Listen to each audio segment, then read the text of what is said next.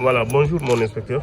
Bonjour M. Diaby. Alors aujourd'hui c'est la journée donc de correction des examens du CFE et de l'entrée en des concours de l'entrée en sixième.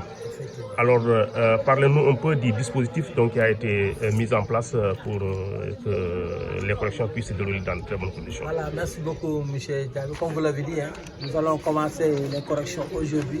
Donc c'est la période du 25, 26 et 27 au niveau de l'ISDPT, comme au niveau de l'Académie de Saint-Louis.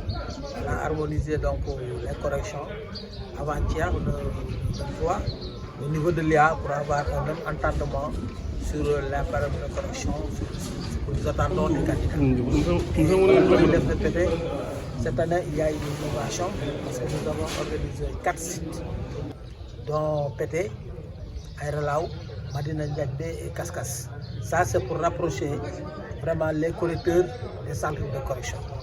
Parce que vous savez, c'est un peu difficile dans la zone où nous sommes de déplacer des gens sur une cinquantaine de kilomètres, alors que vraiment il n'y a pas des mesures de prise en charge par rapport à ça. C'est pourquoi cette année, nous avons vraiment eu l'initiative de les organiser dans ces sites-là. Et nous avons mobilisé pratiquement 400 enseignants pour vraiment cette correction-là.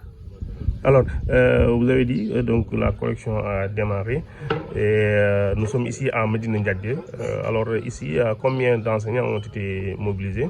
Pratiquement au niveau de Medina Ndiagbé, on a presque une centaine, pratiquement une centaine d'enseignants ont été mobilisés pour ce centre-là.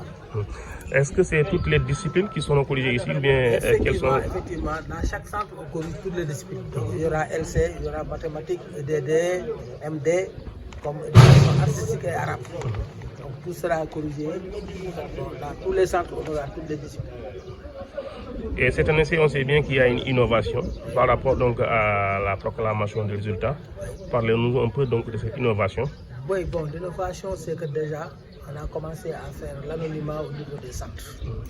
Donc, depuis l'examen, les enseignants non seulement ont eu à surveiller, mais aussi à faire l'anonymat. Donc, au niveau de l'IA, on a fait rapidement que le floutage. Et donc, on veut tout faire pour que la proclamation des résultats soit dans les meilleurs délais. Donc, nous pensons peut-être maximum dans 10 jours ou 2 semaines, les résultats sortiront. Les résultats du CFE. Oui. Okay. Alors, par rapport à l'organisation, quel appel lancez-vous aux populations en tant qu'autorité? On sait bien que les populations donc, ont une part par rapport donc, à l'organisation. Quel appel lancez-vous par rapport à ça? Effectivement, surtout au niveau des autorités locales. Nous leur demandons toujours de participer davantage, comme ils l'ont souvent fait, parce que l'éducation, c'est une compétence qui est transférée et ce n'est pas facile de regrouper vraiment ces gens-là pendant 3 jours dans des lieux où ils n'habitent pas, même si ce n'est pas très loin de chez eux.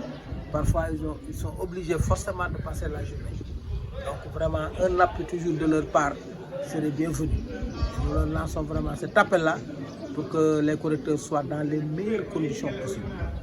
Ça a vraiment la population de savoir aussi que ce n'est pas une mince affaire que de recevoir vraiment des comités de correction comme ça. Il faudrait qu'ils s'y habituent parce que nous voulons tester le dispositif. Si ça marche, nous allons continuer ça, Inch'Allah. Merci beaucoup.